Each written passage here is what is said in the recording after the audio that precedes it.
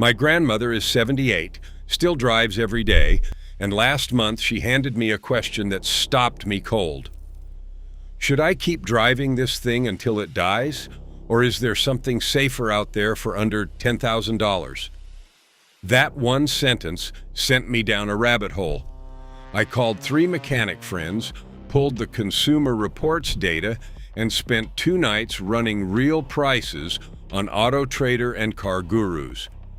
The result is the list you're about to see.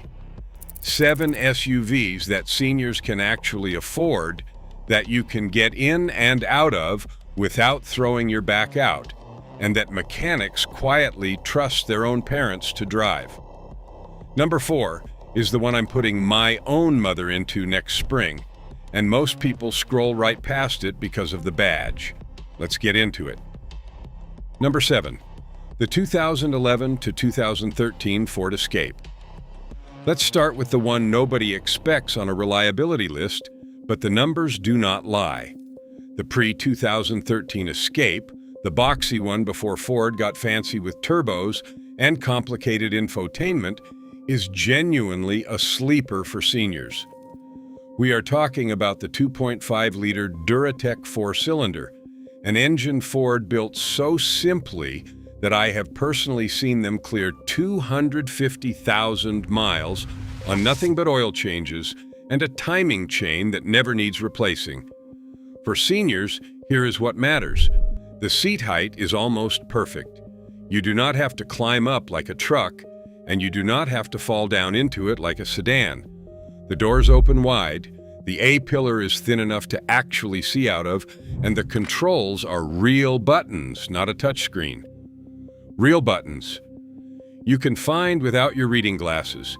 You can find a clean 2012 Escape XLT with around 110,000 miles for $7,500 to $9,200 right now, depending on your market. Skip the 2013 redesign with the EcoBoost Turbo. That is a different vehicle with a different repair bill. Stick with models from 2008 to 2012, get the 4-cylinder, and you have an SUV that will run another decade with basic care. Number 6, the 2011 through 2013 Hyundai Santa Fe. I know what some of you are thinking. Hyundai on a senior list? Hear me out. The second-generation Santa Fe, specifically the 2011 to 2012 model years with the 3.5-liter Lambda V6, is one of the best-kept secrets in the under $10,000 market. And here is the kicker. Hyundai's 10-year, 100,000-mile powertrain warranty transfers conditions, but even if you are out of warranty, this engine and 6-speed Aisin built automatic are stout. For seniors, the Santa Fe checks boxes the Japanese competition does not. The seats are wider and softer. The step in height is friendly, not too high, not too low. The dashboard has big, legible gauges, not the squinty little digital displays that came later. And the V6 has enough power that merging onto the highway does not require a deep breath and a prayer. Average pricing right now sits around $6,800 to $8,900 for a 2012 with reasonable miles. The thing to watch for is the rear hatch shock absorbers. They wear out, and the trunk will try to fall on your head. That is a $40 fix. Other than that, look for clean service records and you have an SUV that punches well above its price tag. Number 5, the 2010 through 2012 Toyota RAV4. You knew Toyota was showing up. The third-generation RAV4 from 2006 to 2012 is one of the most over-engineered compact SUVs of the last 25 years. And for seniors specifically, the 2010 to 2012 model years with the optional 3.5-liter V6, the 2GRFE engine, is the sweet spot. That's the same engine family that powers the Lexus RX, the Highlander, and the Avalon. It is not exaggerating to call it bulletproof. I have seen these engines go past 300,000 miles with original internals. For seniors, the RAV4 is genuinely well-suited. The seating position is upright. You are not crouching, you are sitting like in a kitchen chair. Outward visibility is excellent because Toyota had not yet started shrinking the windows for styling reasons. The controls are simple, the ride is soft, and the V6 version has more than enough power without ever feeling stressed. Pricing on a 2011 RAV4. V6 with around 120,000 miles is between $7,800 and $9,500 right now. The only real watch-out is the optional third row, which is honestly useless for adults and eats your cargo space. Get the two-row. And check for any soft brake pedal complaints, because a small subset had a brake actuator recall that should have been done years ago. Verify it with the VIN. Number 4. The 2010 to 2012 Lexus RX 350. Do not skip this one. This is the SUV I'm buying for my mother. Let me tell you why most people walk right past these on the lot, and why that's the biggest mistake in the entire used SUV market. The third-generation Lexus RX 350, built from 2010 to 2015, is mechanically the same vehicle as the Toyota Highlander. Same 3.5-liter V6, same Aisin 6-speed automatic, same chassis architecture, same factory in Cambridge, Ontario. The difference is leather, sound deadening, suspension tuning, and a softer ride. That's it. You're not paying for a different car. You're paying for the luxury wrapper. But here's where it gets interesting.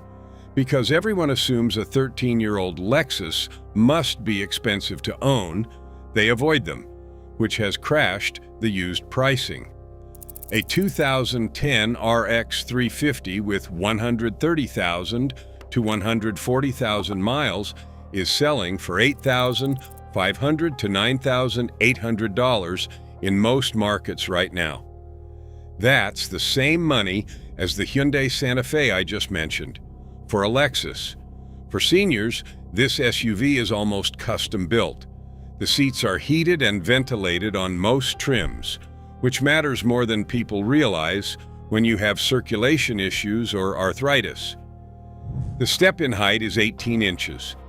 That's the easiest entry of any SUV in this whole list. The doors swing wide. The cabin is so quiet you can actually have a conversation at highway speeds, which is a real safety issue for older drivers with hearing aids. The big side view mirrors with blind spot monitors on later trims help with the neck rotation issue that affects every senior driver eventually. The suspension is genuinely soft, which spares aging spines on rough roads. Now, there are 3 things to check before you buy. Watch for the dashboard cracking issue. Toyota and Lexus had a problem with dashboards, developing spider cracks in hot climates, and they extended the warranty on this. If the dash is cracked, walk away or use it as a $400 negotiating chip. Second, listen to the power steering. The 2010 model year had a few cases of steering rack leaks. A leak smells like burnt syrup and means about $1,200 in repairs. Most have been fixed by now, but check. Third, the oil cooler line.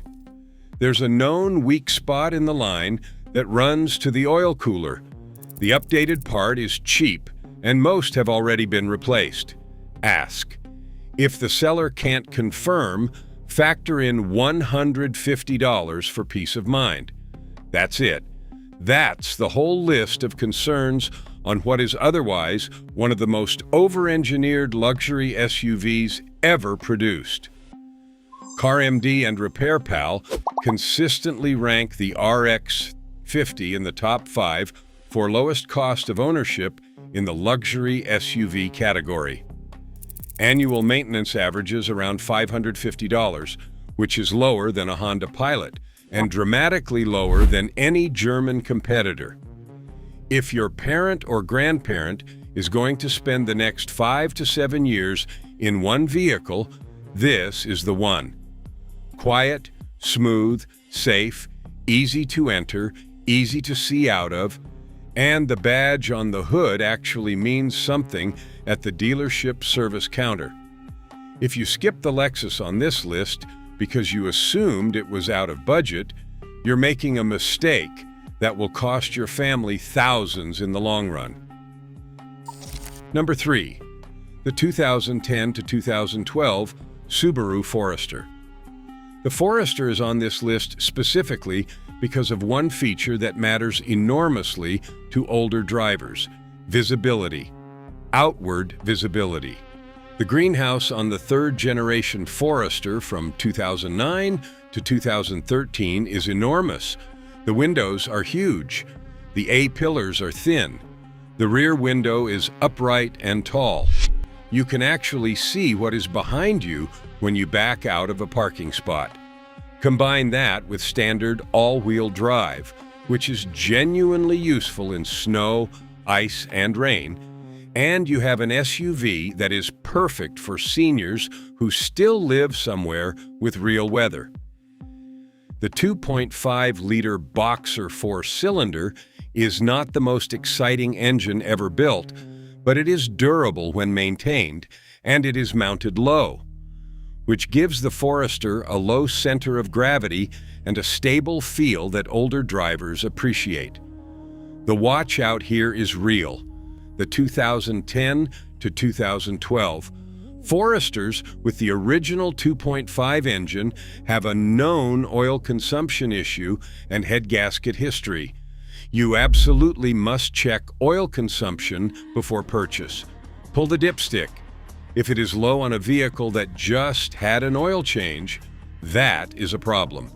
Get one with documented head gasket service if it is high mileage, or stick with examples under 130,000 miles and budget accordingly. Pricing on a clean 2011 Forester with 110,000 to 120,000 miles is around $7,200 to $9,400. Worth it for the visibility alone if your senior driver still has all-weather needs. Number 2, the 2008 to 2011 Honda CR-V. The third-generation CR-V, 2007 to 2011, is on every reliability list ever published, and it deserves to be. The 2.4-liter K24 engine is one of the most reliable four-cylinder engines Honda has ever built. Period. These engines routinely reach 250,000 miles with nothing more than oil, plugs, and the occasional water pump. For seniors, the CR-V is sensible in every way. The step in height is 18.7 inches, almost identical to the Lexus. The doors open at almost 90 degrees, which makes getting in with a cane or after hip surgery genuinely manageable. The hatchback opens high and wide with a low-load floor for groceries. The controls are basic: real buttons, large radio knobs, and a heating system you can operate by touch. The one issue is the 2008 to 2010 models had some history of premature compressor failure in the air conditioning system. Not catastrophic, but it can be a $700 to $1,100 repair if it happens. Test the AC. Make sure it blows truly cold. If it is lukewarm or only works in certain modes, negotiate hard. Pricing on a 2010 CR-V EXL with leather and around 130,000 miles is in the $7,500 to $9,200 range. Honda holds value because Honda earns it. Number 1, the Toyota Highlander from 2008 to 2011. Topping the list is the second-generation Highlander, which is essentially the same drivetrain as the Lexus RX I mentioned earlier, but with 3 rows of seats and a more practical interior.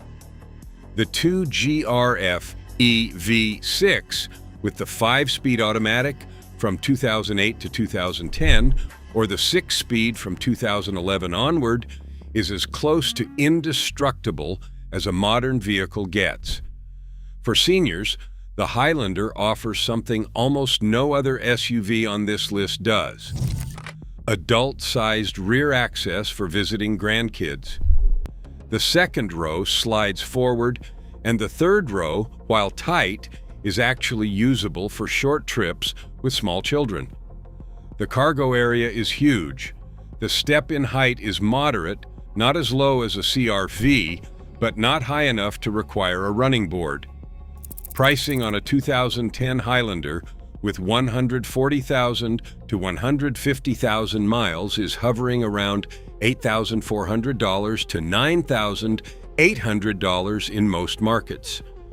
The watchouts are minor. Check for any rust on the rear crossmember if you are in a salt belt state, and check the oil for sludge if maintenance history is missing, though the 2GR engine resists sludging better than most.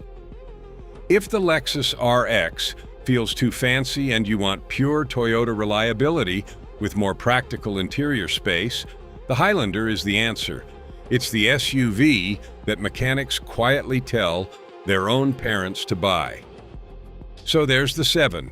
The Ford Escape if you want the cheapest reliable entry point, the Hyundai Santa Fe for value and a real V6, the RAV4 for simple Toyota bulletproofness, the Lexus RX 350 if you're smart enough not to scroll past it, the Subaru Forester if visibility and all-wheel drive matter, the Honda CR-V for sensible all-around reliability, and the Toyota Highlander if you need 3 rows.